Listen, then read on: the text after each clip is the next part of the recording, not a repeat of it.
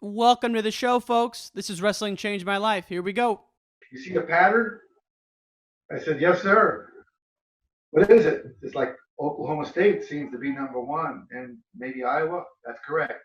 If you want to be a national champion, that's where you need to go. We can endure anything and adapt and pivot and change. Wrestling gave us that ability. I would say nothing in life has impacted me more than the things wrestling has taught me in terms of self-reflection, resilience. Toughness. Some guys have it, some guys don't. Adversity, 100%. How to pick myself up and be a man after I failed. And everything that has shaped my life and where I'm at today would not be there without the values and basically the lessons I've learned through the sport of wrestling. For me, wrestling saved my life because it allowed me to focus and channel my energy.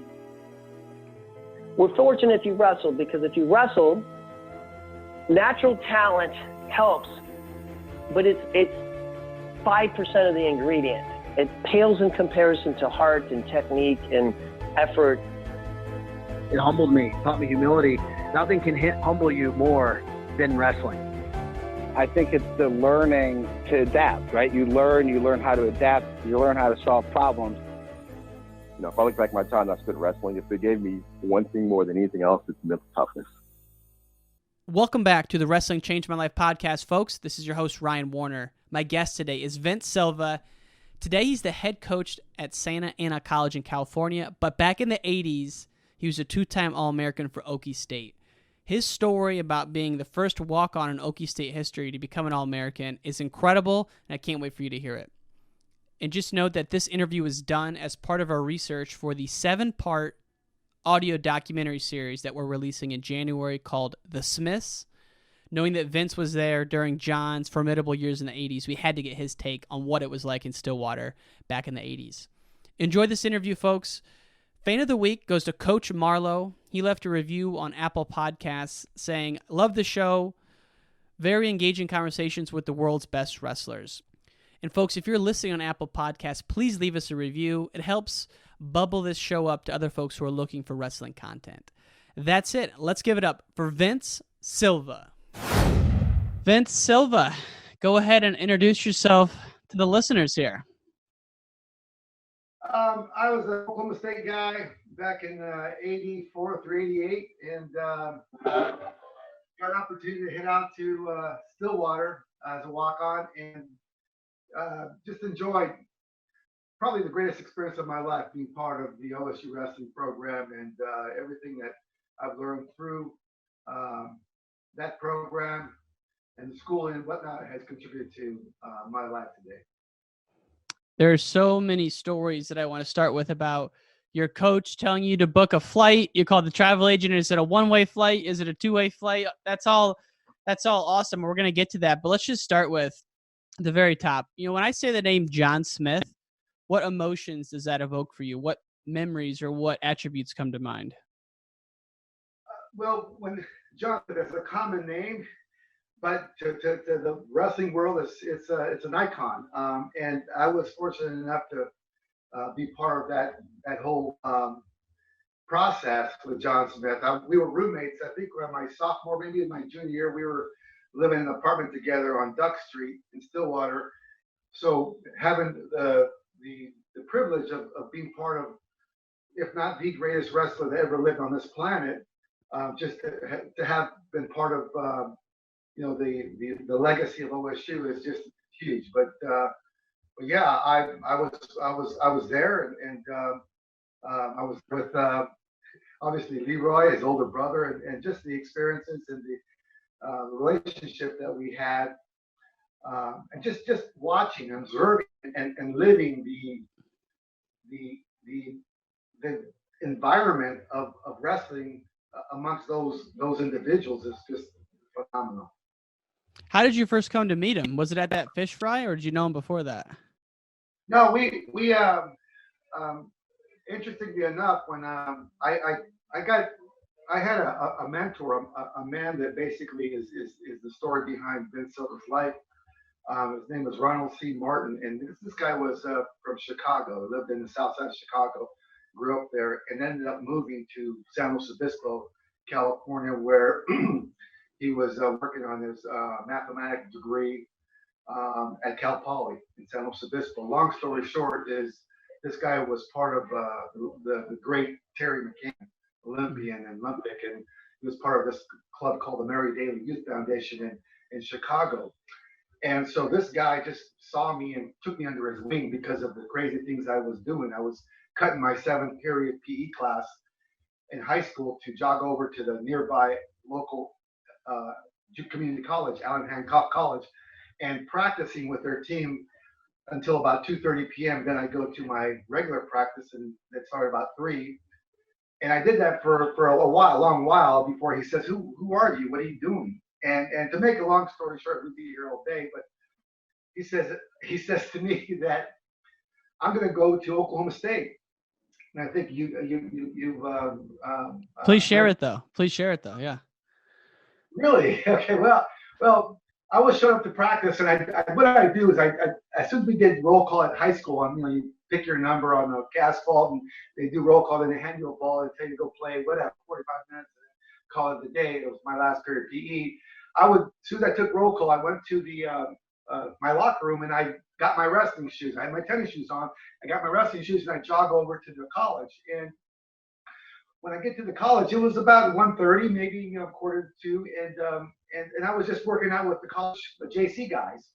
And the reason I knew about them is because one of my former teammates who graduated from high school was now wrestling for Allen Hancock College. His name is Darren Lindsay.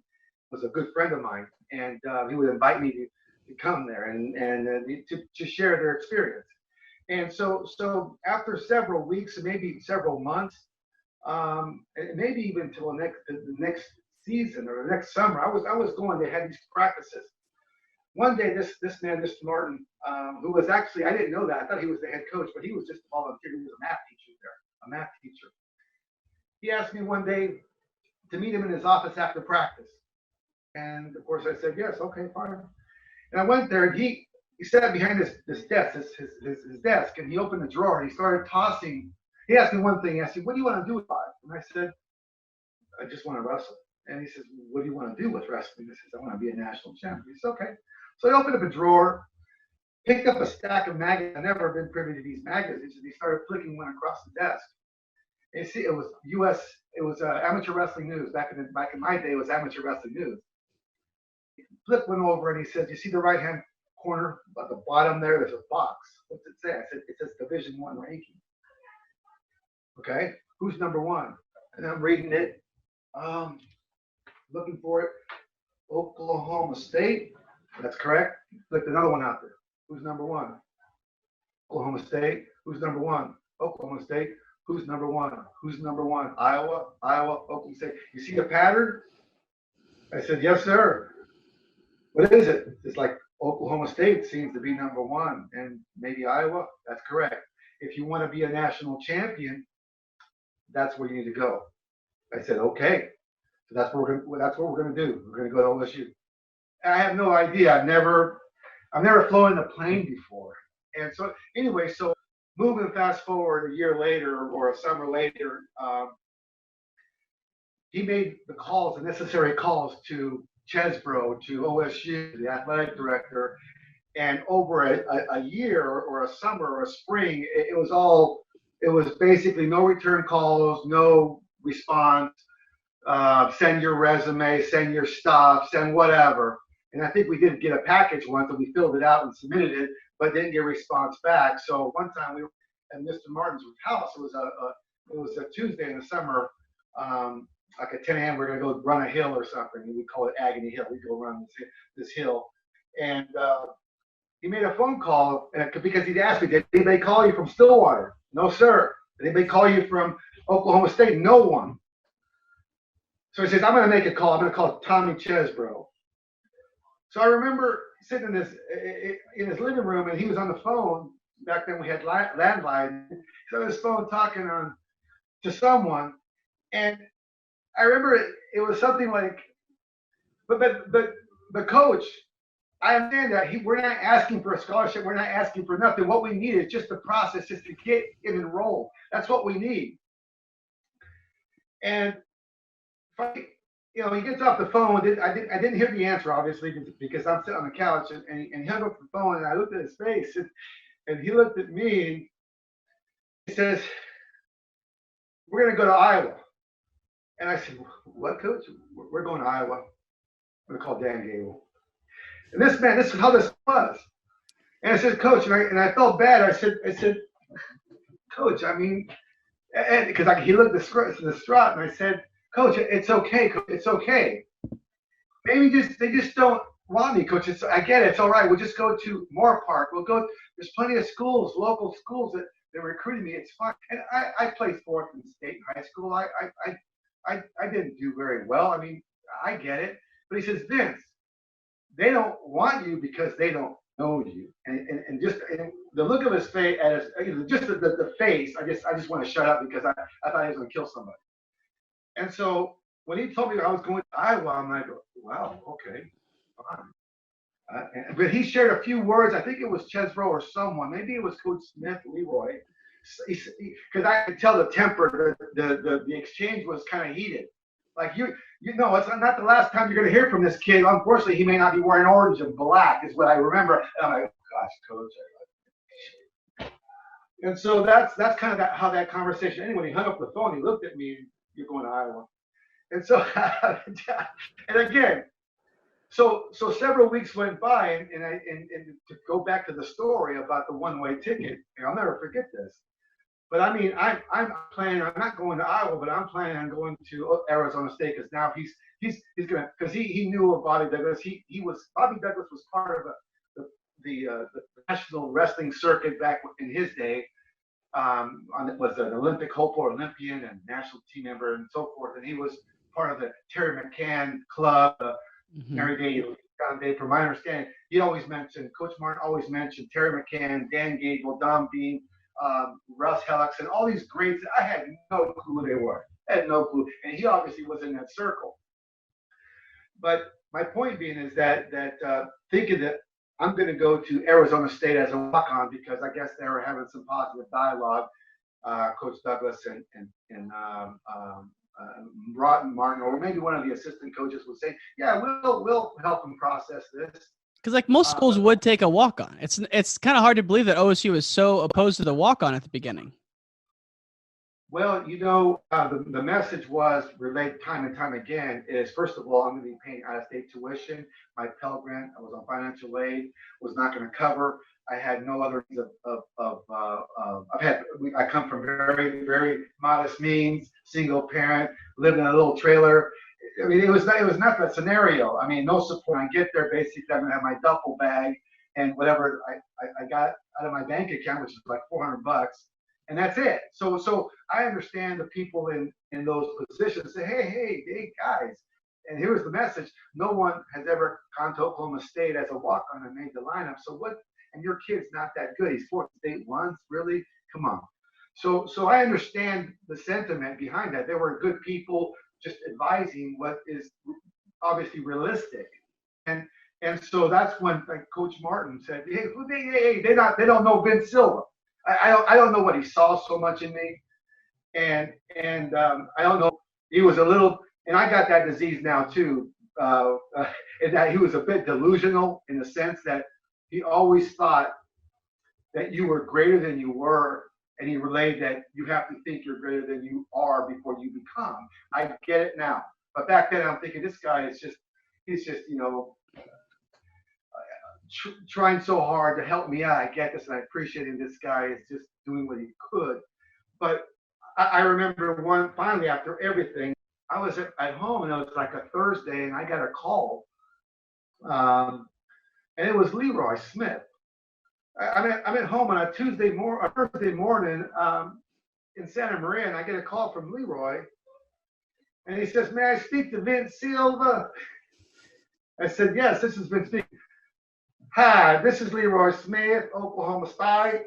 I'm like, "Yes, sir." My phone was shaking. I was like, yes, sir. "Yeah. Are you interested in going to OSU?" I said, we thought that was a foregone conclusion. We're like, "Sure. Yes, sir. Yes. And he said, "Okay, you need to come here this weekend, can you get here by Sunday? I said, Sunday? I can try. And he says, okay, because we got registration on Monday and you need to get into 12 units. And once we get you into 12, then we can get a counselor to arrange the classes that you need, but you got to get enrolled by Monday, by Monday. I said, okay, will do. And so I got off the phone. He goes, give me a call back. He says, you're going to need somebody to pick you up at the airport, I presume. I said, airport, air pickup, okay. I'll get someone there to pick you up. And so, anyways, that's when I called my coach right away, Coach Martin. I said, Coach, a man named LeRoy Smith called me, and he says that he's going to get me processed. I just got to show up on Sunday to Oklahoma and get me enrolled somehow. Perfect. Here's what I want you to do, Vince. I want you to call my travel agent, Miss Sally Ryan. I'll never forget this. Okay. And I want you to arrange a schedule to get the first flight out of Santa Maria or Los Angeles to Oklahoma. Give me a call back. And I've never been in a plane before. I've never called a travel agent. I've never done any of this. And Did you ever left LA County before? That? Had you ever left LA County before? I'm in Santa Barbara County, which is Central California. But yeah, to travel to do like compete, with the team, but not much. Again, we come from Modest Means, so we weren't taking vacations to Maryland or anything to visit Aunt Martha. It was just basically you grow up in a little area, that's where you stay. But so here I am calling this travel agent. Never spoken to a travel agent in my life. I'm 17, 18-year-old kid, and so I called her and of course I'm telling her what I need, and she says, okay, where would you like to fly into? To Tulsa or Oklahoma City? I had no clue. I said, what's closest to Stillwater? And I actually said, what's closest to Oklahoma State? And she goes, well, Oklahoma State's in Stillwater. And I had no idea where it was. So she says, okay, I think maybe Will Rogers might be okay. They're kind of comparable, but Will Rogers in Oklahoma City is probably the simplest. Okay, fine enough. Okay, and she asked me a trick question, and that question was, when would you like to book your return? Keep in mind, the conversation I shared with you right now with Coach Martin was that was it. Call her and get the flight there. So I said, Miss Ryan, do I have to tell you my return? I haven't. He says, yes. If we book a round trip, we can probably give you a better airfare. Oh, sounds good. Makes sense. Let me call my coach, and I'll call you right back. So I called my coach. Coach, I talked to Miss Ryan. Yeah, did you get it booked? I said, no, Coach. She had a question. What's the question? She asked me to relay to her what my return was because I could. Hey, Vince. I said, you tell Miss Ryan that's going to be a one-way ticket. You ain't coming back. Okay, I will. I hang up the phone. 30 seconds later, I'm on the phone with Miss Ryan. Miss Ryan, yes, Vince, when can I book your return? That's going to be a one-way ticket. I ain't coming back. So just imagine the response. And so, anyways, I contacted Coach Smith, and I was excited. I'm like, my heart racing. I'm thinking, okay, so I gotta get ready. I'm leaving in a couple days to Oklahoma. And so I called Coach Smith. They gave me his number, and he says, I'll have someone there to pick you up. Just have a sign or something, and his name is going to be Mark Perry. Who's Mark Perry? Great. So when you ask me the question, how did you meet? Well, check it out. I fly into Will Rogers Airport, and I got my belongings in a duffel bag about this big, and an envelope full about $460. I withdrew my bank account, and that was it. So here I got with my duffel bag, and I walk out of the chute into the lobby, and there was Mark Perry. And the first thing he did, he looked me up and down. And I go, he goes, you've been Silva? Yeah, yes, sir. He goes, I'm here to pick you up. The first thing he did is looked at me and said, son, you're going to need a haircut. I had hair down about here. So what he did is and of course, he's asking me, about my credentials, and I'm telling him, my credentials, and I could tell by the responses that, what the hell are you doing here? You know, because he's asking. You know, I think he was a junior or a senior in college. I don't remember. He was a senior that year. Okay, so he's a senior.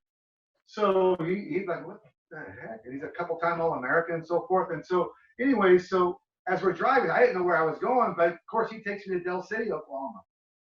He takes me to LeRoy Senior's home. I mean, I talk about, you know, culture shock. I'm in an airport now. I'm at the Smith family's residence, and it was fantastic. I mean, it was like a clan. There were so many people there. There was all the Smiths, the sisters, and the parents, and there was some neighbors there, and there was the boyfriends and, you know, and girlfriends of the guy. It was a big, like a big, huge outdoor backyard thing and front yard thing. They had a big smoker back there. They were cooking something that smelled so good, and I'm invited. I'm just a guest from California to the Smith family house in Del City. And I'm like, wow, this is cool. And John's mom married the sweetest person you could ever meet. You probably talked to her, just the sweetest. Reminds me of my mother. Exactly. She's just the sweetest. They all made me feel so welcome, asking me all kinds of questions. I didn't know what to do. I've never been out of the state per se. And they're talking a lot, yes, and then, you know, it's just what you see on, you know, on TV, right? All these cowboys and so forth. And I'm thinking, wow, this is great. But here we are. I'm having dinner now with the Smith family, and we went inside. We got this big giant table, and we got all these side tables and all these chairs, and the whole table is full of people, the Smith family and everybody and other people there. And I'm having this thing called smoked salmon. I've never had smoked salmon in my life. I've never. And LeRoy Senior, he'd ask me, get some more. Of course, I never to. You're a guest. You don't ask for more. They give you your portion, and that's it. Mm-hmm. Well, LeRoy would ask me for more, and he would get a chunk of that salmon, and put it on my plate, and keep eating. So we got plenty, and he just kept doing it. And I was full, but I was eating because it was so good. But during the course of our meal, you know, they're going back and forth talking, and it's just, it was a big family meal. And I remember little Mark, I think he was like 8 or 9 back then. He was a little kid. He was crawling under the table. And he pulled, because these people were asking me questions. You know, I'm the new kid. I'm the guest. I've never been in a position like this. I'm fielding all these questions. And I'm feeling a little small because the questions had to do with wrestling, and I don't have the credentials that these people clearly had and are part of or understood. And during that course of this question and answer moment, little Mark, I remember because he crawled under he was under the table. He pulled on my pant leg, and I looked down and he says, "Hey, are you any good?" I mean, he just asked. And I just shrugged. I said, "Nothing compared to your brother, nothing like that." And that or your brothers. And so that's how I remember that whole situation. And of course, I spent the night there, and the next morning, and maybe it was late that night. I don't remember, but we all went to Stillwater, and you know, John was part of that. Obviously, John's family member, but we all went there. So it was. John was asking me certain questions, and he kind of had a high eyebrow, like, what are you doing here? You know, it was one of those where they're like, based on what you're saying, you know, they didn't say that, but okay, whatever, you're here, you know, they picked you up, or we picked you up, and we're going to take you to Stillwater. And so that's how that began. What was your first impression of John? Because I know you spoke to LeRoy on the phone, you met Mark at the airport. Once you got to talk to John a little bit, what do you remember from those conversations? Just real kind, you know, not a lot of words, didn't say a lot, just not real talkative. And by the way, aside from the sisters, no one was real talkative. They just short words, short sentences, kind of like no BS, and just real kind and extremely humble. No one, and what I learned from being in Stillwater and being part of the great tradition of wrestling and wrestlers is that the good ones don't talk so much. It's just amazing. They don't talk so much about wrestling so much. John was talking about fish, things like that. You fish, because we were talking about eating the fish, and we caught these fish, or we something about fishing. Those kind of things were. But what I got from John is not so much about wrestling, but we're talking about fishing and how is it in California? Do you surf and things like that?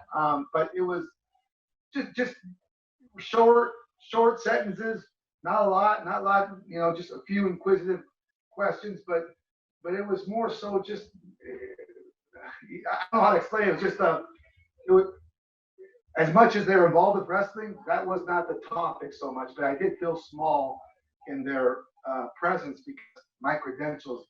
I mean, we're talking at that time. LeRoy Smith was a multiple time All-American, was a silver medalist, was the assistant coach at Oklahoma State, was a national champion. I mean, when back then we didn't use Google so much, but so you're kind of in the dark. Now you can look anybody up. But I didn't know the presence so much of who these people were or where I was, but I just knew that Oklahoma State was the top ranked school in this country, and that they're the creme de la creme, and I'm having dinner with these people. How else can you explain that? Incredible. And it's just so cool that it all worked out where you ended up rooming with John Smith, which we'll get to. Before we do, though, I've heard you say that Kenny Monday took you under his wing, and you many times would watch Kenny Monday and Mike Sheets scrap. And a lot of people forget that even though Iowa won the Nationals in '84, Oklahoma State smoked Iowa in the duel that year, and you guys were loaded your true freshman year. And so talk about watching Kenny Monday and Mike Sheets and the confidence you gained from having the relationship with Kenny. One of the reasons I was sent to Stillwater by this man named Ron Martin.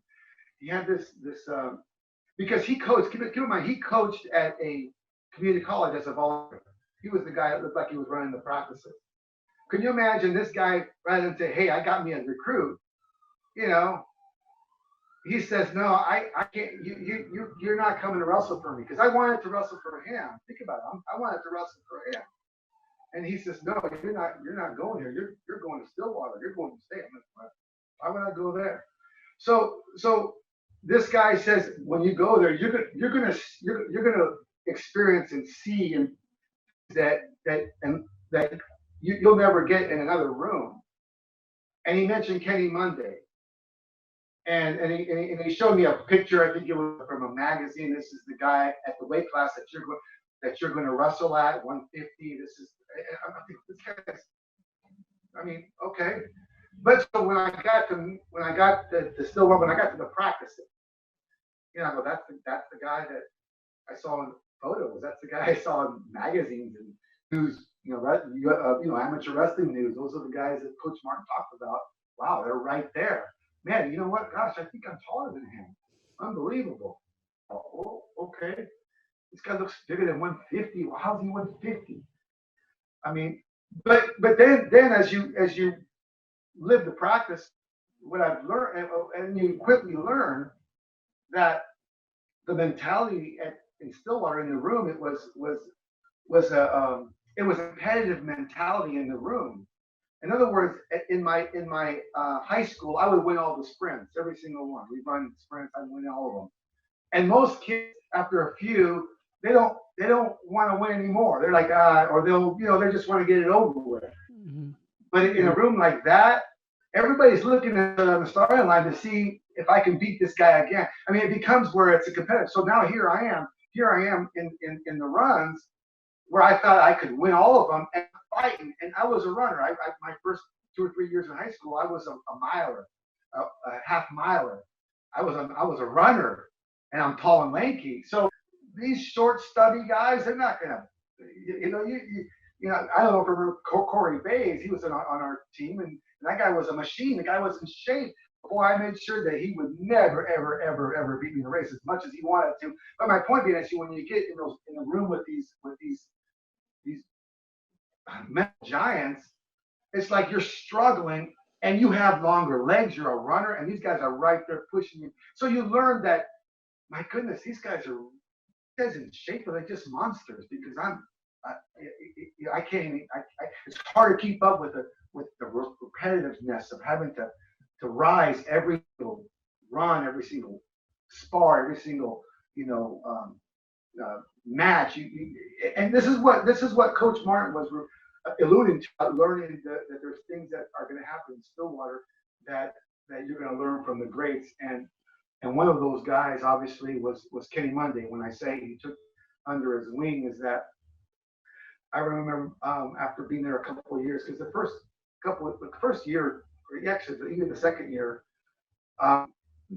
you don't pay attention to a walk-on. You don't recognize the walk-on. You've got all these blue chippers, all the people you invested money in, and you put the time into your recruits, into the guys that you bring, the new guys, and you try to groom them so that they are prepared to take over the spot that are left by the greats that left. So here I am in a position where I'm not getting any real help. I remember many times, I want to get to your question, but many times, so you understand, is I remember when I started to at least almost score a point, in the second year, I remember the coach, LeRoy being one of them, would approach me and whoever I'm sparring with.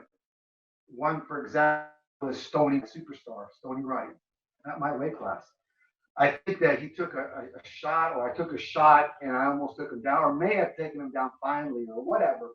And Coach Smith didn't like that I took down one of their blue chippers. So he brings us up. He called me, "Hey, you." My name for a couple of years was Hey, first name Hey, last name You. Hey, you.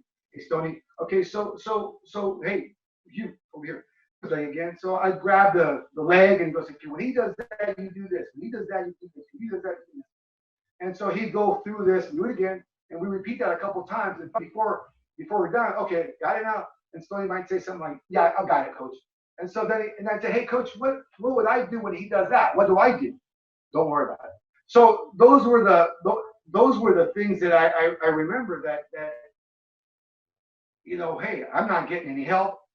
Fair enough. Now at that point, what happens is you could say, "Hey, this is not fair. They don't like me. They favor people." Absolutely, they favor people. They favor their best, and that's what you got to do. Favor the best. Favor the churches. Favor the guys that are promising. We said I was going to be a workout partner, that I was not going to ask them for anything, where I was not going to bother them. Just get in. So they did. They complied with the agreed contract, per se. So for me to say this is not fair, that's ridiculous. So my point being is that I just had to wither that hopelessness, that because that hurt.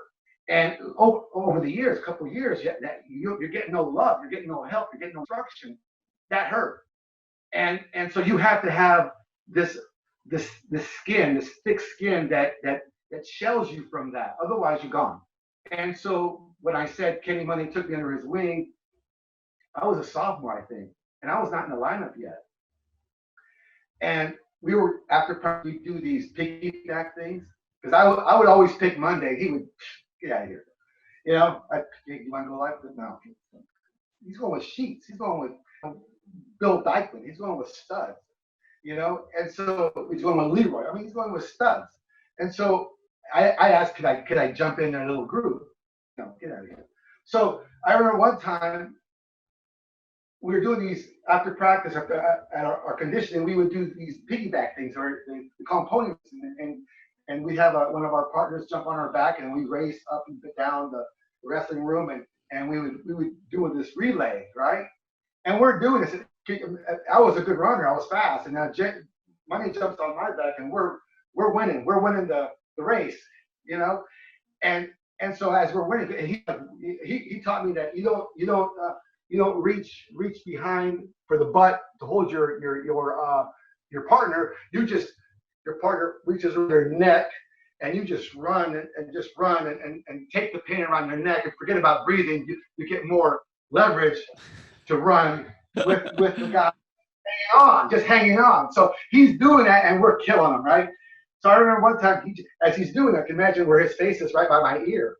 He was whispering stuff, and I'm riding the dark horse. I'm riding the dark horse. I'm riding the dark horse. And at the time, I didn't know what that meant. I didn't know what a dark horse meant. I thought that was because we're both dark in skin, right? So that's what I thought. Duh, that's what I thought. But I looked it up, and that meant the horse that no one bets on, but the insiders know. And I mean, can you imagine? You asked the question. He took you under your wing because that guy, he saw something. He saw what I was doing. He saw that I was the kid sitting in the wrestling room watching him and Mike Sheets wrestle and spar after practice every day. Everybody else would go to the locker room and go shower, right? And there was right there in the wrestling room back then. The wrestling room was at the bottom of facing Iva Hall. There was a wrestling room, a shower, but the big opening in the locker rooms. So after practice, I would sit there against the mat watching those two spar for another 20, 30 minutes without a takedown, and sweating. And I would sit there and I would wait for a takedown, and then I'd go, hey, can I come in? You know, after a while, they'd nod me in, 5 seconds later, they'd take me down, and then go at each other for another 15, 20 minutes. Then I'd stand up because I'd go in, and bam. So what I'm saying is when you do that enough, I Monday and Sheet, they had the sentiment. They're like, this kid, he's not bothering us. I mean, if it takes us 5 seconds, if he interrupts our practice for 5 seconds, to get him to sit down again, that's fine. But eventually, that statement that he said in my ear as I'm running with the arms around my neck, couldn't breathe, and we're winning. He says, I'm riding the dark horse, Vinny. I'm riding the dark horse. I'm on the dark horse. And when I looked it up, I'm thinking this guy is the best wrestler on the planet, and I can share more stuff we had with him because eventually, he started showing me stuff, technique, but like telling me, oh man, you like being on your back. Nah, you love it on your back. You love it. You tell me you have me on my back, got his armpit on my face, and he's telling me, oh, you love it. You love it. And you imagine, I mean, you'll never make the lineup if you go to your back. You'll never make the lineup if you go to your back. So you learn these things. You'll never make the lineup if you go to your back. Okay, so going to your back is wrong. It's bad. Stop getting put to my back. Got it. Check. So, I mean, where are you going to learn that? I mean, so I had so much regard for them. When it's big time. It's big time college wrestling too. I mean, just going down and seeing the wrestling room, seeing all the boards on the wall, it must have been eye-opening just to be there. Yeah, there's in Stillwater, at least when I was there, there's a ladder. There's a ladder with the top guy being Kenny Monday, and second guy I think it was Angelo Cusalina, and maybe Steve Nelson, and Mike Clark, Teddy Larkin, Carl Wolfenberger. You got, I mean, and every one of those guys in that on your weight class, your ladder was at least a state champion minimum once, and not to mention national champion, All-American, national champion, All-American, D1. I mean, how JUCO national champions, and so when you're not even the seventh man on a six-man ladder at your weight class, can you imagine? And there's guys down there at 6 or 5 that are your age. I mean, you're like, it's pretty easy to conclude that unless you beat these guys, you're going to be sitting the bench for 5 years.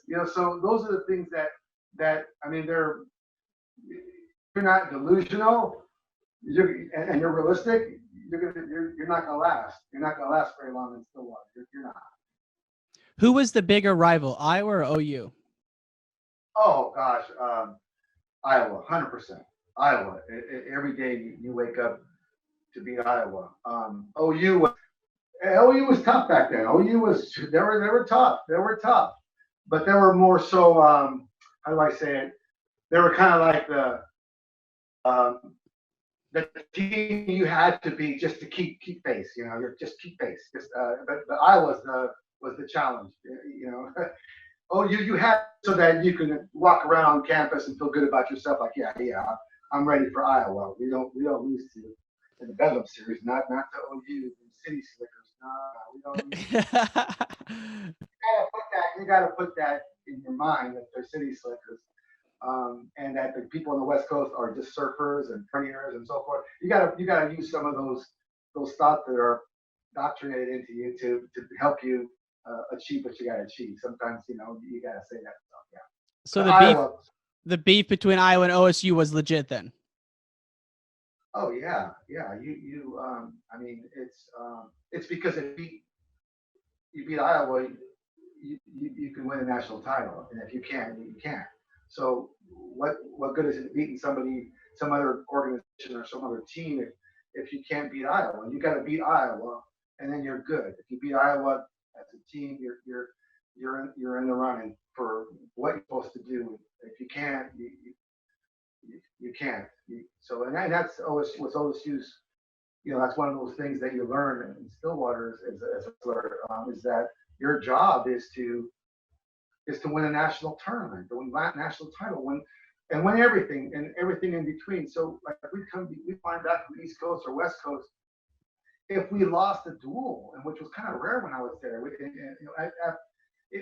you don't just lose, but if you took second, for example, it'd be a sad plane ride all the way home, a very sad, very quiet bus ride from the airport to the campus.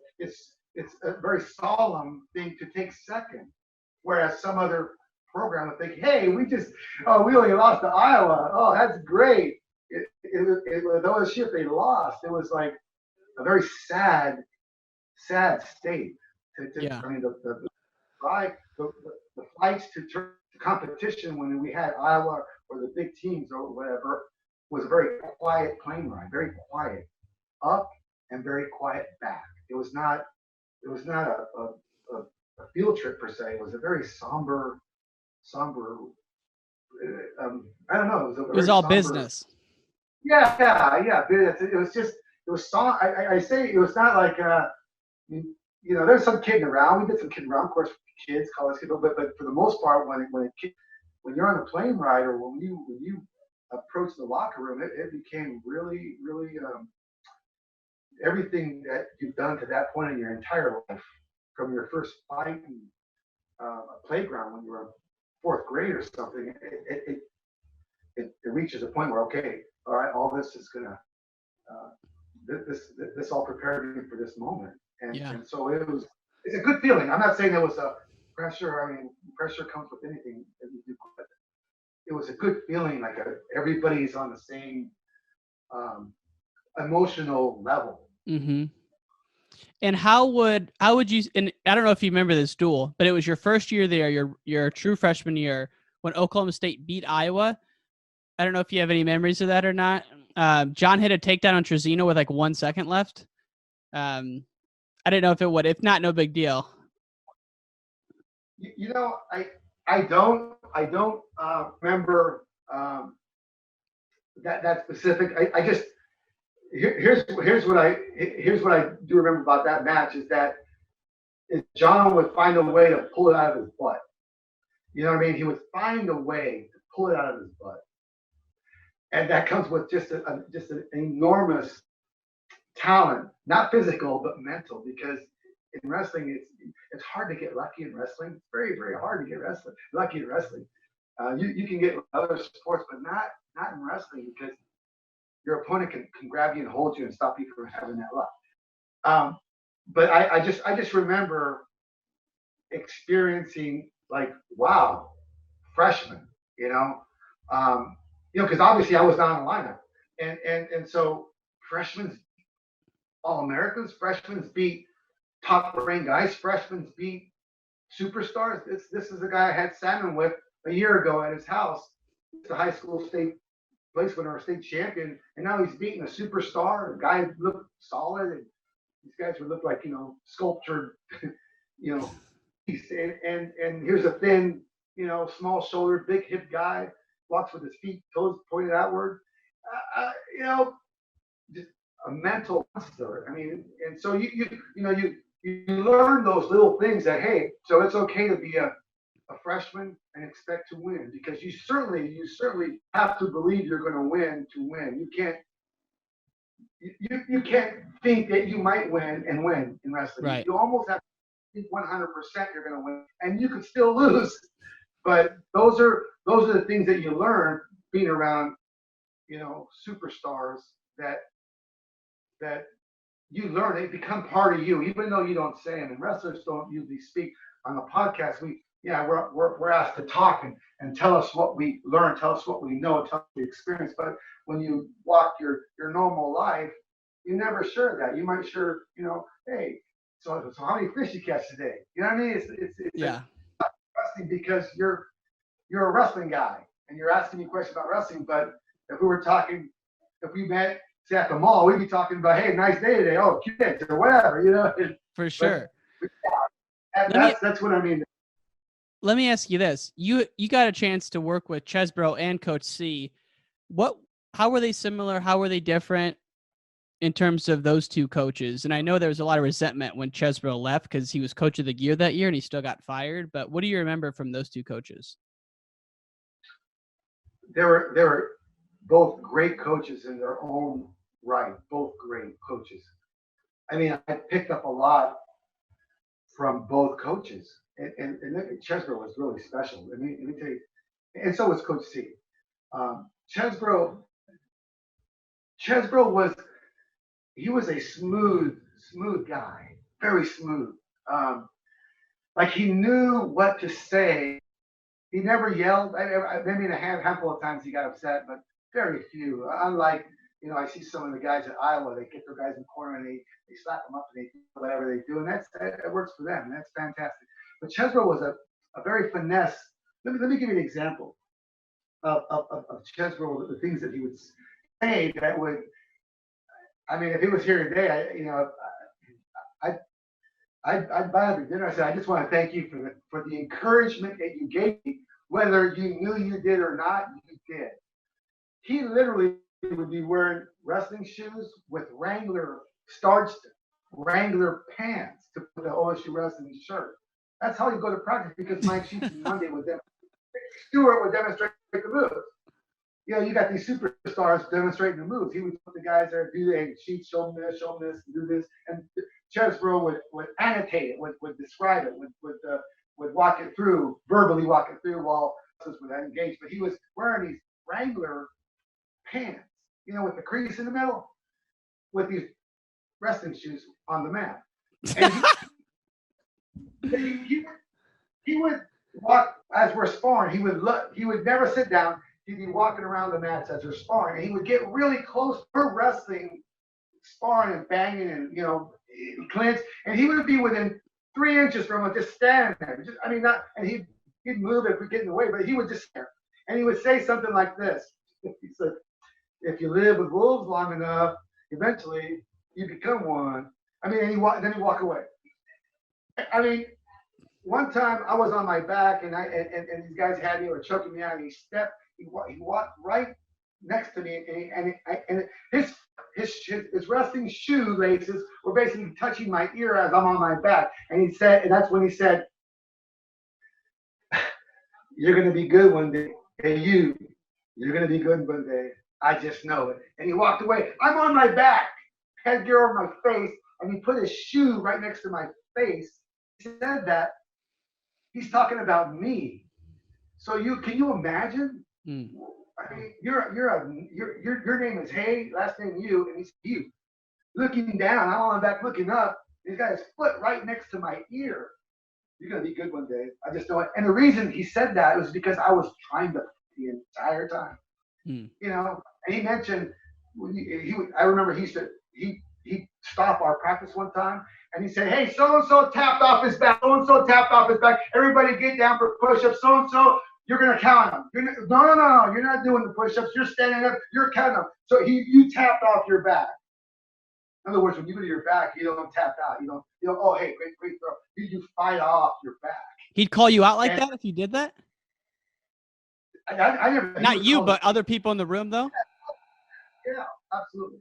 If you tapped off your back and he caught you more than once, yeah, you don't want to get caught tapping off your back.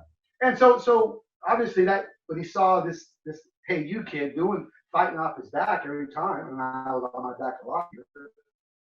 I told you Monday I said you got on your back, you never make it. Yeah.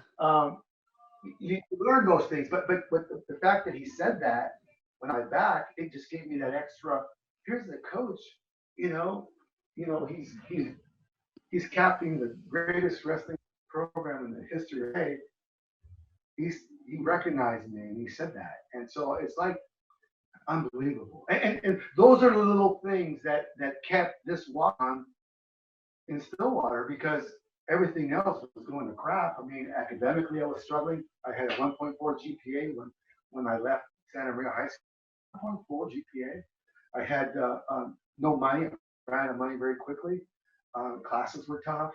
I never wrote a term paper in my life. I'm a freshman, having to figure out how to write a term paper. When you're a walk-on, you don't get student help. You don't get you don't get tutors. Tutors be on the roster to get a tutor, or have some money and pay a tutor. So check it out. So all those things outside of the wrestling room I learned quickly after a while. I know why those athletes that walk on don't make it. It has nothing to do with wrestling. It's all the things, all the fights and battles that take place outside of the wrestling room. The wrestling room is fun if you like that kind of thing, but everything else, finances, social issues, school, this hopelessness, like no one's helping you, don't get any help, and you've made that verbal agreement that you were not going to ask for any help. Just get me in. That was our gig. Get me in, coach. Just get me. I just want you to get him in. He'll never ask for anything ever again.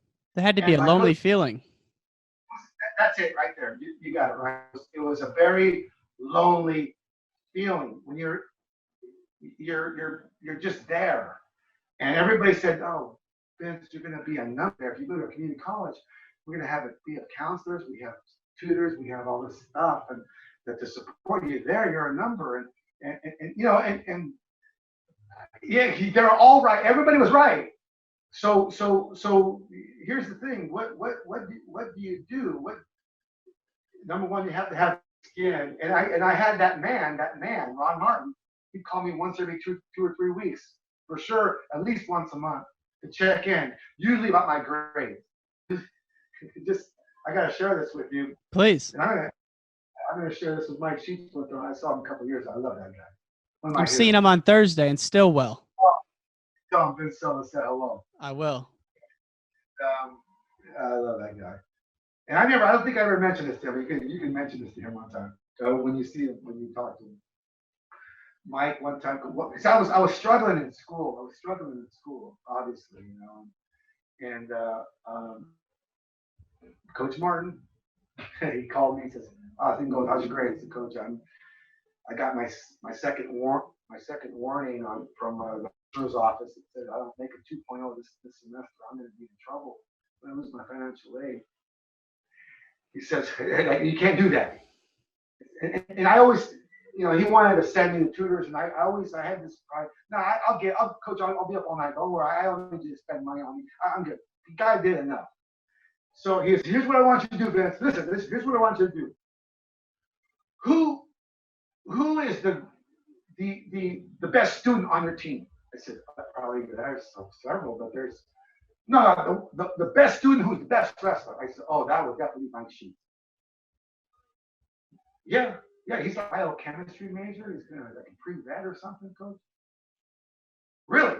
What's his GPA? Oh, it's like 3.9, 3 point something. It's up there. Okay, perfect, Vince. Here's what I want you to do. This is how this man was, Ron Martin. What I want you to do is I want you to go to Mike Sheets tomorrow at practice, before practice starts, and say, "Mike, I have a question," and ask him this. Okay, ask him this, and I'm going to call you when you get home. Back to home, I'm going to call you and ask you what he said. Got it. Okay, got it, Coach. No, don't. I'm going to call you tomorrow. I said, perfect, coach. I'll have the answer. He said, I want you to ask him this. Mike, how is it that you are a 2-time national champion, practice 2 or 3 times a day, travel with the team, do what you got to do in biochemistry to maintain your 3-point whatever GPA? How is that you do that? How do you do that? Cut weight? How do you do that? And Vince, and shut up. Let him speak. Okay, no, Vince, I want you to write that down right now. Write it down. So here I'm like, oh, Coach, okay, let me go. Say it again. So I wrote it down. Got it? Okay, got it, perfect. Now I go to practice. And I never talked to Mike Sheets. I'm a freshman. I'm a nobody. And, your walk-ons are here today, gone tomorrow. I don't talk to these guys. So I said, hey, Mike, looked at me, yeah. He's got to ready to go to practice. You're going to warm up, right? I go, yes, I got a question. And I asked him, same thing.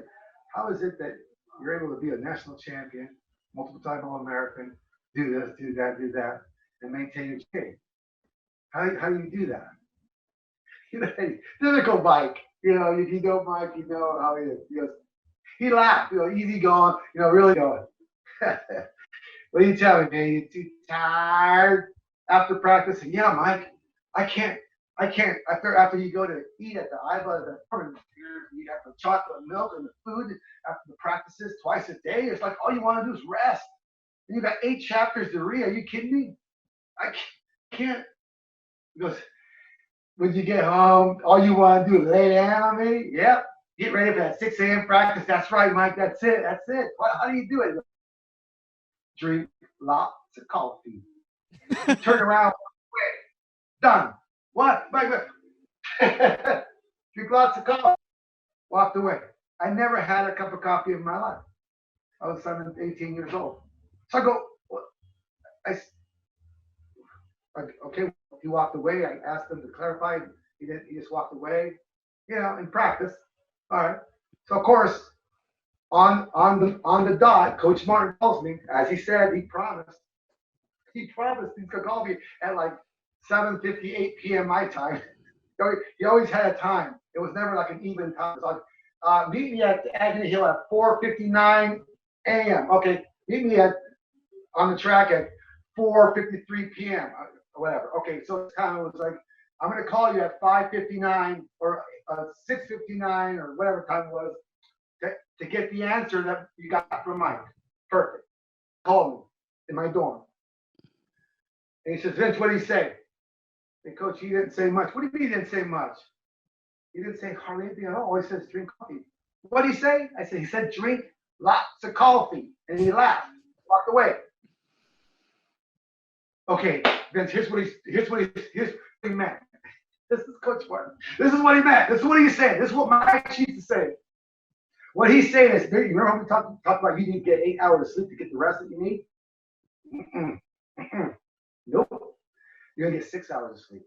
What you're going to do, what he's saying is that we have to cut out the fat. And that fat, because you're working part-time, doing this, you're thinking about it, so you don't have time. So we're going to cut out a couple hours of sleep. But here's what I want you to do. I want you to go to the store right now, and buy yourself coffee.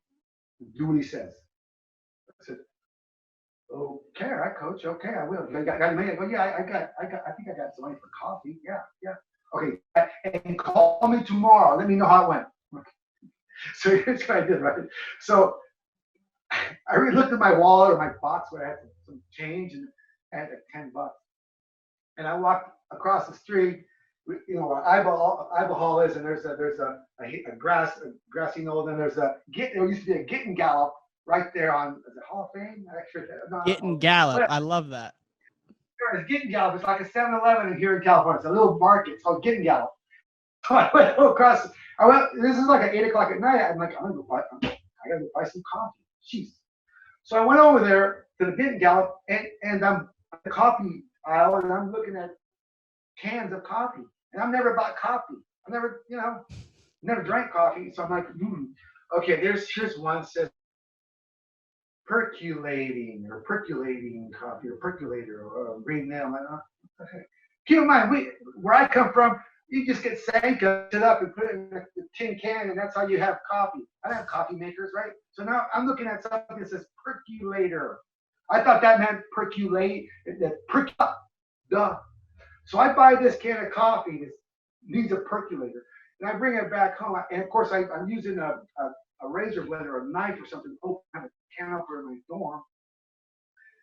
And I got a microwave, and I boil some water, and I start, doing it like my mom did it back at home, and started putting these granules in this coffee, and I'm mixing it, and it's not mixing, it's dissolving.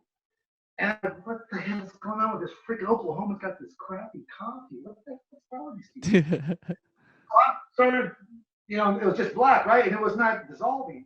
And so my roommate, Billy Johnson from Kansas, he comes in and he says, hey, what the heck are you doing?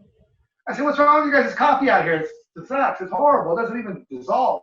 You need a percolator. I go, what the hell's that? He said, a percolator? I said, what? A coffee maker? What? He says, let me show you how to, we could say that. So he went to the bathroom and got this paper towel, and he got another cup, and he used it as a filter and poured it in there. And sure enough, it worked. Bottom line is, because I put a bunch of extra scoops to just say maybe, it was like the most potent thing you could ever legally drink. A kid who's lean, who's got no fat, never had coffee in his life, is now drinking 3 or 4 of these. And so after I drank those cups of coffee, I couldn't go to sleep the entire night. So here I was reading chapter after chapter after chapter after chapter of my sociology book. I'll never forget that. Well, my goodness, I'm not tired anymore. And so my coach, I said, Coach, that coffee worked. That coffee kept me up at night. I was able to do what I had to do to complete assignments, Coach. My sheets was right. And so I love it. Right. To this day, I have my sheets. He doesn't know my life. He doesn't know how he helped me stay up. Yeah. But you got to do the work. You got to do it. So, anyway. That's amazing. We got about 20 minutes left here. Let's shift to John for a little bit, just since you lived with him. One of the places I wanted to start was, when did you move in with John, and how long did you guys live together? I think it was my senior year or some. I think I lived with them. I think for a semester, maybe an entire season at partner with them on Duck Street. We had some. We had a donor who owned an apartment complex and was renting some apartments to have certain athletes utilize these apartments, and it kept us kind of like in a smaller city where we had a lot of the starting athletes or the athletes in the same apartment building, which was really good. And that was, I believe, my junior year or the end of my sophomore year. But I work aired out. So it was. Go ahead. We were. I believe that. Yeah, I was already a starter, so we walk together to the practices and with the team, and we would be doing certain things. We'd meet at the wrestling room on Saturday mornings, Sunday mornings, off days throughout the off season, and we would drill, his little single. And I remember we were connected because we were roommates, and we would do. I remember when we'd be drilling. It would be me, him, and LeRoy. We'd be drilling these low-level ankle-biting things that he became a master of. We all know what they are. But he was working on all these little intricate parts of this single leg finish. What happens when your head gets caught underneath? What happens when your ankle gets held like this? And what happens when you're on your butt? And we would be spending hours and hours on this. And then of course I'm probably 20 pounds heavier than him. but for drilling purposes, it was okay, and I was flexible, and I could kind of win those positions with him because of my flexibility. So being part of that whole, um, that being roommates and being connected to him and John or him and LeRoy and having these private, I guess you could call them private workouts, was just amazing. I remember, when there was Sports Illustrated, I think this was in '88, maybe '87, but there was one of the first big articles on wrestling, D1 wrestling, at least in my era, was when Sports Illustrated came to us. And I remember there was this guy from Sports Illustrated, a writer that was living in Stillwater for a week, and he'd come to get John, and he'd take him places, and he'd share a week with John Smith. And I remember when he asked to show him, we're going to go to the wrestling room to ring a partner to show him that famous innovative low single. And he was good because that was his signature thing, and the whole world wanted to know how it's done and so forth. And I remember John telling me, he goes, "Hey, Vinny, what we're going to do," because we were in the wrestling room, and he goes, "Hey," he's going, "Okay, just do this, and I'm going to do it this way." I said, "John, that's not how you do this." "Hey, you think I'm going to show anybody my low single?" Yeah. So he went, yeah. So he practiced. He showed this Sports Illustrated guy. We got photos. If you look at an issue of it's a Sports, it's me and John in this issue. It's still. I mean, somebody sent it to me on. Oh yeah, I've seen it. Okay, well, that picture, it was supposedly showing John's low single. It was all. He said, "I'm not sure how we do it. I don't want them to know how we do it. No way. I would try to help the opposition." But this is what he was thinking. This is how competitive he was. He wouldn't even share something that most people couldn't do anyways without a million hours of training. But he wouldn't even take a few photos just to illustrate how it gets done. Like 2 or 3, 4 shots that showed supposedly how it was done. But I remember telling me, "I'm not going to show him how it's done. We're going to do it this way. Just we'll blend the other single to this single, but we're not going to show them how we do it." Okay, perfect, John. I got it. Copy. But this is what I mean. It's just amazing. And anyway, so that's an insight. How would his temperament change, in your guys' apartment versus in the practice room? Well, like I said, John, they're really short for words. They're real humble. I mean, the guys, they don't share so much emotion. They're not very emotional in a sense, outside of wrestling. Even on the mat, they're not really emotional. I think John, as a coach, is 1,000 times more emotional than he was as an athlete. Obviously, when the game is over, the match is over, you have this jubilation or this distraughtness. But outside the wrestling room, he's just a very calm, easy going. It doesn't talk wrestling. He keeps it all to himself. But in the practice room, it's a different gig. In other words, in practice room, the intensity is so high. So the temperament is on edge. It's like you've got these thoroughbreds that the good ones are very temperamental. They're not calm and like a gelding. They're not calm like a mare. They're high strung to the point where they're almost unpleasant. I remember a couple of times that I got upset when he's punching one of my later roommates, because the guy took him down. So you kind of interject, hey, come on, guy. You know what I mean? But it comes from the school of thought shared by the late Tommy Chesbro. During a practice, he says, "Hey, guys, there hasn't been a fist fight here in 2 days. What's the matter with you guys? Losing your intensity?" And within 30 seconds, you see 4 guys doing what they ought to do in MMA now, punching, kicking, and then of course he calmly go and break them down. He calmly he punished them. No. He would calmly break them apart. Guys, this is it. Real calm, real soothing. And so, I respect the coach. You wouldn't keep fighting when the coach gets in the way. The coach gets in the way, you stop. if anybody else gets in the way, you keep going. But if the coach gets in the way, you stop. But my point being that the temperament was very high strung in the wrestling room by John and a lot of the great ones.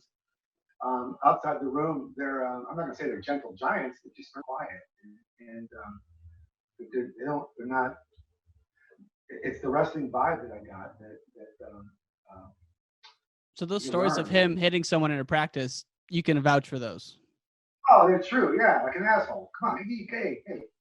But and one time he goes, you don't have any tickets. I would be the nice guy because I was always the one that I thought that I was. By the way, I was team captain. That was one of my greatest accolades in my life to this day. That because the team captain in Stillwater, your team's ranked number 1 in the nation, and it's selected by your peers. And here we got a Goodwill Games world champion in the same room. And we typically only have one team captain. I remember only being one team captain. But in that particular year, we were voted by our peers team captains together. So me and John were co-captains. And that's a big deal because I think it had to do with maybe I was the not so much the calm and cool collector because I was far from that, but there was, to answer your question, yeah, there was times where I'd jump in, hey, what's with all this beating up on your teammates? I get it's cool and maybe for young kids they think, oh, that's so awesome. But there's a lack of. It's one thing to smack, elbow, or do it. Everybody goes roughhouse, but to a point where you're beat up on someone a lot less than you. That's a little bit. Mike Sheets never done that. That's who and neither King Monday. So you know what I mean. That there's a different. You got to know. But hey, I'm not going to tell one of the greatest wrestlers of all time that it's wrong because, hey, what he did is what he did. And that's, he became who he became. And maybe part of that was because of that. He hated to get taken down or scored on so much that he couldn't control himself. Maybe that's it. I don't know. But there is an element of that degree of temperament that all greats have, where they develop, and me being the same. There's a point in time where, my gosh, I got taken down in the wrestling when I was a starter. It was hard for me to do homework. I was like, my gosh, I got taken down today by this guy. How did it happen? How am I going to win? How am I going to beat Iowa if this guy in my room is taking me down? So a lot of stress. That's a lot of stress. Emotional thing that you got taken down in a room by someone who's not a two national champion. Well, then you know what? You're not as good as you think. So those are the things that I gotta say, that people with that kind of temperament, there's a lot of good in that. I think that, hey, you gotta have that temperament. Again, the late Chesbro said one time. I keep mentioning him. And by the way, this just reminded me that I have to share something about Coach C. I forgot. Please. I got one other thing I got to ask you about too, because I know you coached at Nebraska and Gil Sanchez was there, and I've interviewed Gil Sanchez. I'd love to know if you have any memories of the match in Lincoln when John lost to Gil in 1987. It was his last collegiate loss, and if not, no problem. But that's one thing I wanted to check off as well. Yeah, yes. You go ahead though first. Yeah, go ahead. I was mentioning that Chesbro said something, and this is to the effect about the temperament in the room. I told you about, I haven't seen a fight here in 2 days. I told you about that one, but he'd say, if you don't have an ego, you better go get you one. This is what Tommy Chesbro said. You got to have an ego. Imagine a guy who has no ego. He'll never have a temperament like that. He'll just like, he'll tap off his back. He gets thrown on his back, turn his back, he just taps off, gets up with a smile, and let's try again. But an ego, it affects your emotion. It's an uncontrollable effect that you have in that room that it's uncontrollable. It's either developed or it's created or it's brought out in you to be in that environment that Coach Martin said I was going to eventually, experience. And let me again go back to Coach Joe C. What he did is he brought talent around the country to OSU's wrestling room. He brought the Sun Kids. Are you kidding me? The Sun Kids program, the money, the backing, the program, the freestyle. Mike Sheets never wrestled freestyle per se in any serious event. Can you imagine if that guy ever wrestled freestyle growing up? He was all collegiate. All Chesbro said something like, oh, we don't do freestyle. We just focus on collegiate. Well, guess what?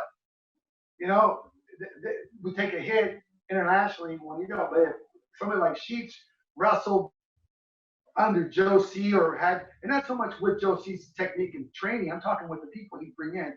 Jesse Reyes, for me, national champion, guy like Joe C, and that guy took, again, all these people have contributed to my life. They took me under my wing. I didn't go home in the summer because why? I didn't have the money. So I'm working at the YMCA painting fences or whatever, living in Stillwater with the native, with the Indians from India, roommates with the Chinese from China who got a spare room. I'm with Stephen Barrett, national champion OSU, who's training with Athletes in Action, who moved to Stillwater to train with Monday. So it's me, Cheats, Monday, and Steve Barrett. Imagine that.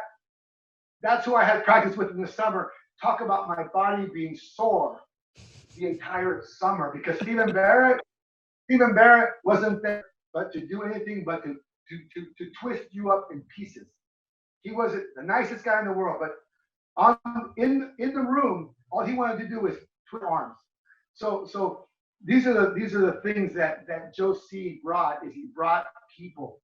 He brought people, and he was kind of a hands off. He let his coaches coach, but he emphasized freestyle. He emphasized competing internationally. He emphasized all the stuff that was involved with the Sunkist kids. So between those two coaches, imagine what Stillwater brings. Look what Stillwater is bringing these people that are all about winning. That's it, winning. And guess what? A couple of years later, he wins a national title. Joe C wins a national title when the whole world was against him. Right. The guy took care of you. He took care of you. He took care of his people.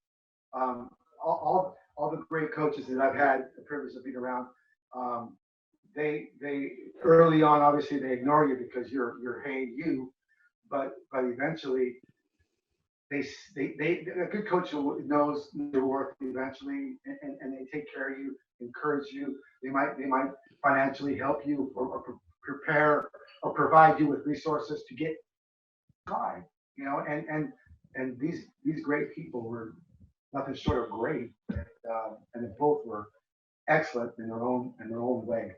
Who were the main assistants running the program if Joe C was more hands off? It was Ricky Stewart, the great Ricky Stewart. Jesse Reyes. I'm gonna talk about a technician. Talk about a guy that talked about nutrition. Talk about a guy who was technical on passing elbows and I mean his big signature was the inside trip, but he never showed it. Just like my big thing is I had an ankle pick. I never show it to my guys because it's one of those things that God it's one of those things that won't work for you because you don't have the speed, you don't have the juke, and that takes too much time. I got to teach you how to stay off your back, how to come on the bottom before I show you something that comes natural to some people. Was Burnett or Jim Shields doing anything back then? Burnett came in for a couple of years. I remember he was a very good technician and very good at calm. You know, they balance each other over a calm, listen to you and help you technically wise. And that's another unsung hero, as you mentioned, Jim Shields. That guy helped me so much on bottom. No one knows about Jim's one of those guys that comes in and no one. He's out hunting deer and comes in, you know, and he shows you this great stuff, this great technical stuff, and he encourages you. I mean, you mentioned some of the guys I forget about. There are so many great coaches, but I remember for me it was Kenny was my workout partner. Mike Sheets was guys that I learned from and were actually summer workout partners. Stephen Barrett, Ricky Stewart, another superstar, and you learn from not so much the technique. The technique is kind of the same in general, except when you get into the stuff like just this little single. The technique, the stand-ups are all the same. Everybody's got the same stuff, but to watch how they engage in it, to watch them execute it, and the ego behind it, combined with with the passion and the emotional. Just a way to live life. It's a new way to live life. Yeah, that's all when you're around these mental monsters, you kind of you start to think like them. You start to think that you need to be like them, and that's all part of that environment that creates the success. It's not just this guy was better technician. It's all together. It's all together. And before we go, we're going to close with the story of you at the Nationals your senior year where Dave Schultz came up to you and talked to you. I love that story. But I want to, just a couple quick tactical questions, more so for the documentary. Who would you say John Smith's best friend was, or who was closest to him up until 88?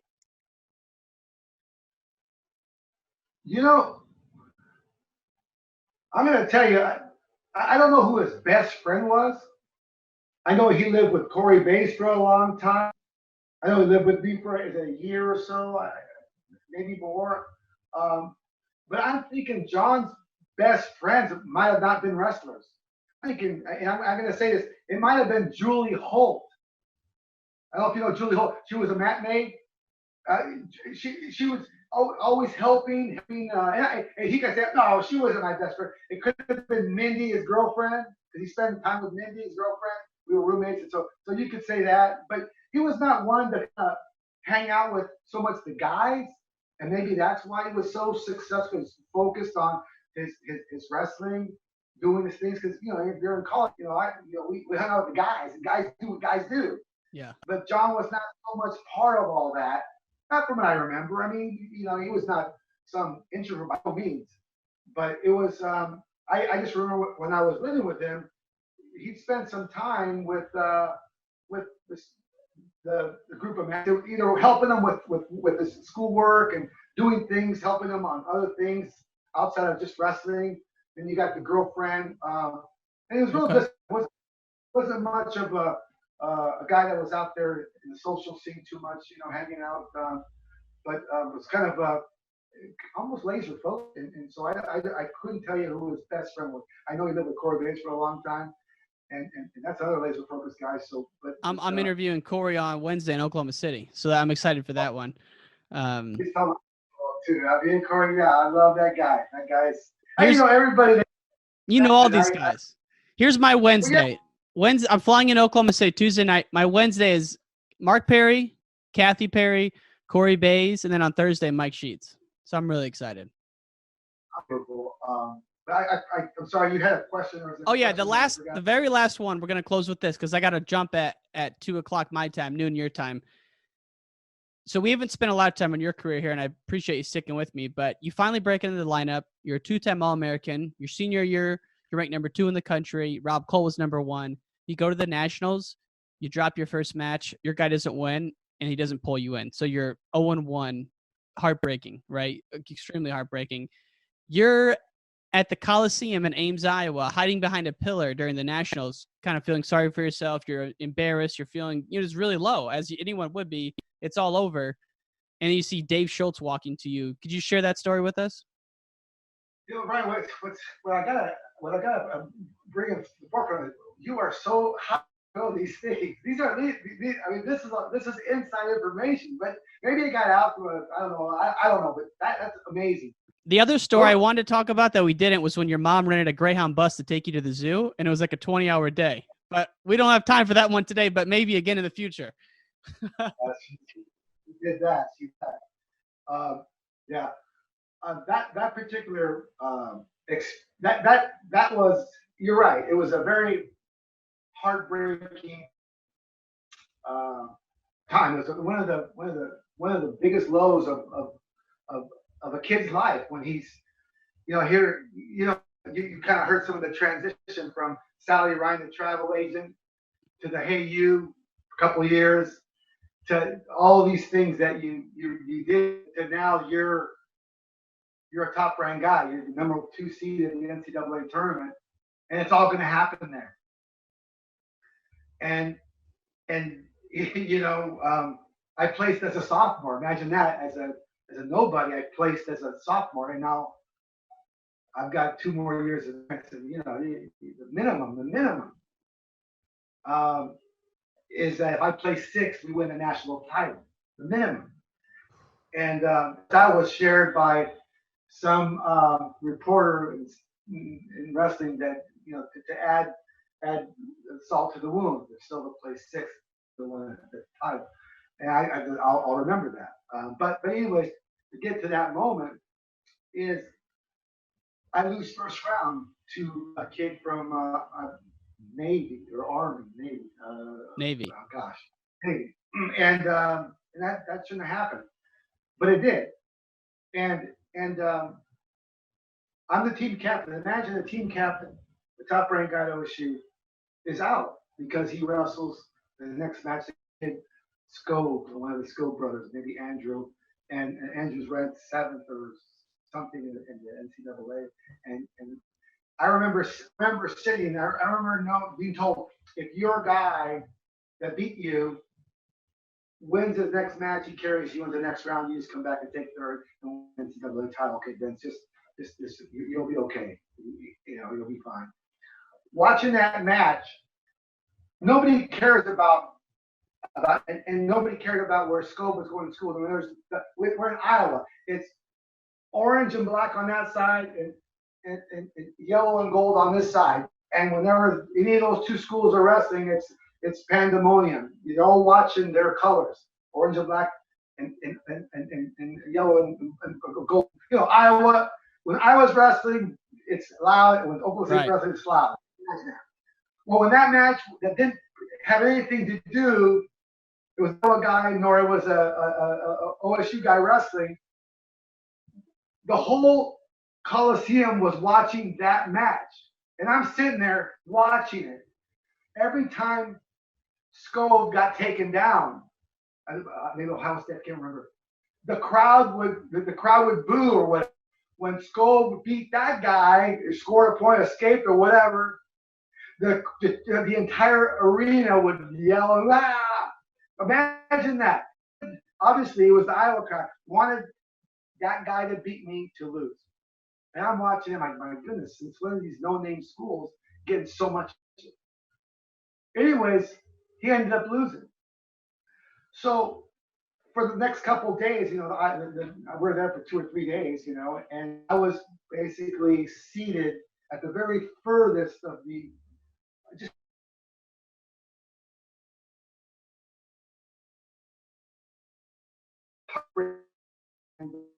man, I'm letting my team down, and there's nothing I can do.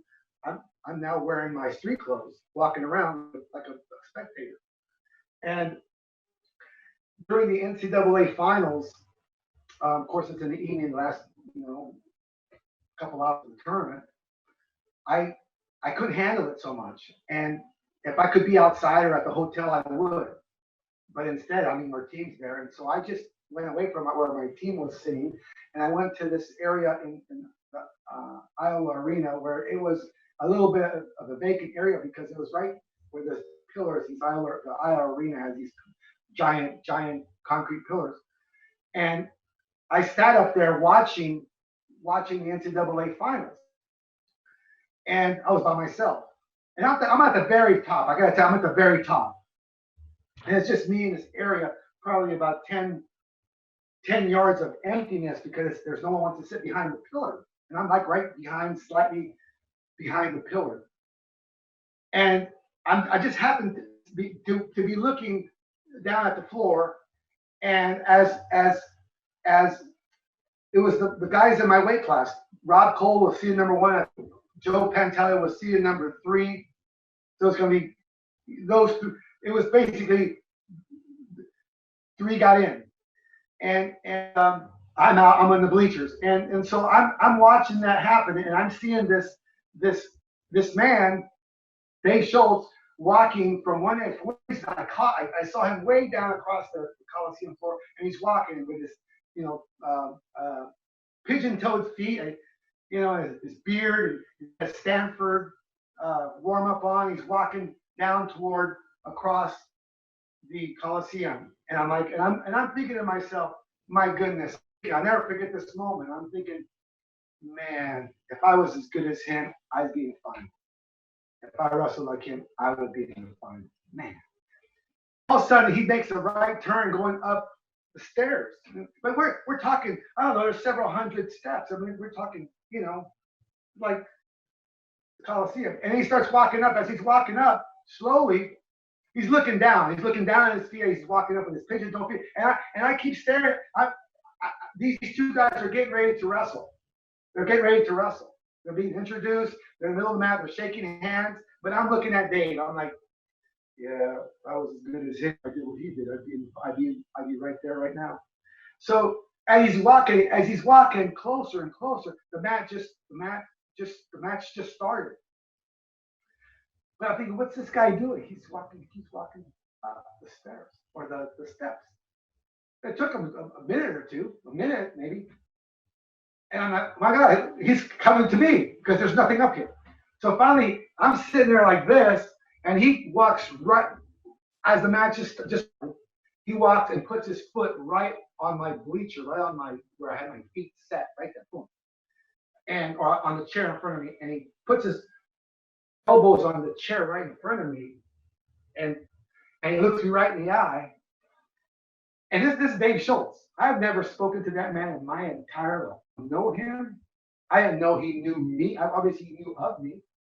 But we never, ever exchanged even a handshake. And he said, Vinny, I'll never forget this. Do you know how you could have avoided losing that match?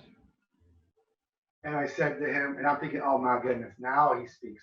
I wish I talked to him before, right? And I said, no, Dave, what could I have done? He says, the only way you could avoid losing that match is if you didn't compete, but you chose to compete like all winners do. And you turned around and you walked right back down. Oof.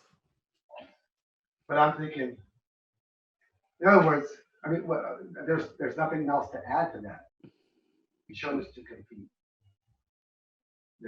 like all winners do, and he turned around and walked away.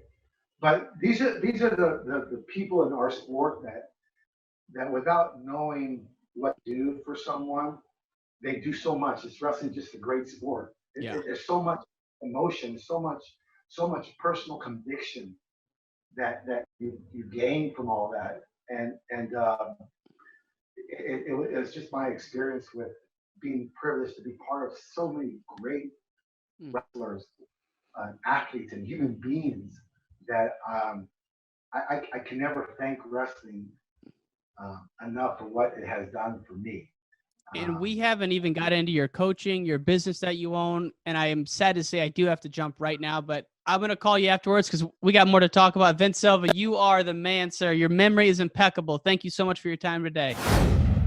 And all great things must come to an end. If you want to hear more from the podcast, text WRESTLE to 555-888. That's WRESTLE to 555-888. You can also find us on Instagram, Wrestling Changed My Life, Twitter, Ryan_N_Warner, as well as our website, WrestlingChangedMyLife.com. Take care, y'all. Calm. Take care, y'all. Calm. Take care, y'all. Calm. Take care, y'all. Calm. Take care, y'all. Calm. Take care, y'all. Calm. Take care, y'all. Calm. Take care, y'all. Calm. Take care, y'all. Calm. Take care.